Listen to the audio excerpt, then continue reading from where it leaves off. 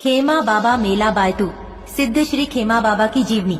किसान नारोजी जाट जाखड़ राजस्थान के जोधपुर जिले में ओसिया के पास नेवरा गांव में रहते थे।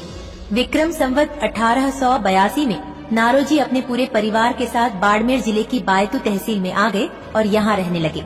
विक्रम संवत 1892 को बायतू में नारोजी के घर देवउठनी एकादशी के दिन पुत्र कानाराम का जन्म हुआ। कानाराम जी धर्म प्रेमी व्यक्ति थे, जो हमेशा अपने इष्ट देव बिगाजी महाराज, गुसाई जी महाराज और पिथल भवानी की पूजा करते थे। कानाराम जी का विवाह बायतू के चिमंजी निवासी फताराम जी गुजर की सुपुत्री रूपांदे के साथ विक्रम संवत 1913 की माह सुदी 5 को संपन्न हुआ। बायतू रेलवे स्टेशन से 6 किलोमीटर दक्षिण दिशा में धारणा धौरा में कानाराम के घर विक्रम संवत 1932 फाल्गुन वदी छठ सोमवार को देव रूपी बालक खेमाराम का जन्म हुआ। बचपन से ही खेमाराम की भक्ति में गहरी रुचि थी। थोड़ा बड़ा होने पर खेमाराम को गायों को चराने का काम सौंपा गया। भक्ति भावना को देखते हुए परिवार ने जल्दी ही विक्रम संवत 1958 में आसोज सुदी आठम शुक्रवार को गांव नोसर निवासी पिथाराम जी माचरा की सुपुत्री वीरो देवी के साथ उनका विवाह करवा दिया। धीरे धीरे समय बीतता गया और खेमाराम दिन प्रतिदिन भक्ति में लीन रहने लगे। एक दिन वे घर से निकलकर सिंधरी के पास गोहिना भाखर पर जाकर भगवान शिव की कठिन तपस्या करने लगे। उनकी भक्ति से प्रसन्न होकर भोलेनाथ ने उन्हें कई सिद्धियां प्रदान की। सिद्धियां प्राप्त कर खेमाराम वापस बायतू आ गए और वहां एक अलग कुटिया बनाकर भक्ति में लीन रहने लगे। वे हमेशा अपने पास कुल्हाड़ी और लोड़ी ऊन की कंबल रखते थे।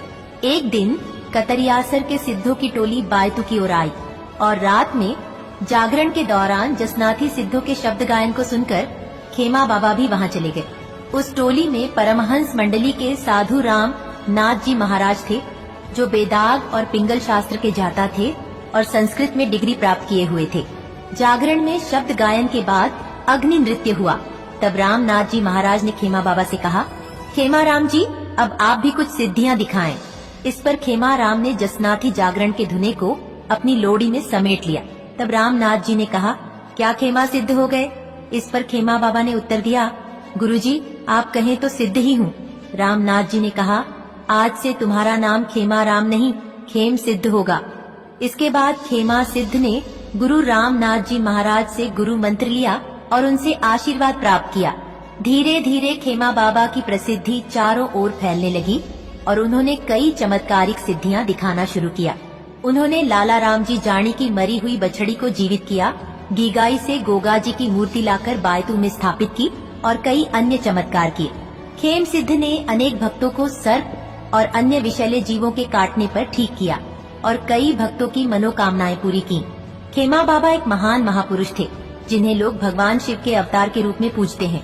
सती वीरो देवी के स्वर्गवास के बाद जसनाथी परंपरा के अनुसार बायतू में उनकी समाधि दी गई। एक दिन खेमा बाबा ने कहा, मैं संसार छोड़ रहा हूँ, मेरी समाधि गोगाजी मंदिर के पास देना, और हर हर भोले ओम नमः शिवाय का जाप करते हुए स्वर्ग सिधार गए। विक्रम संवत 1989 फाल्गुन सुदी 5 को उनकी समाधि दी गई। आज जगह जगह उनके धाम बने हुए हैं।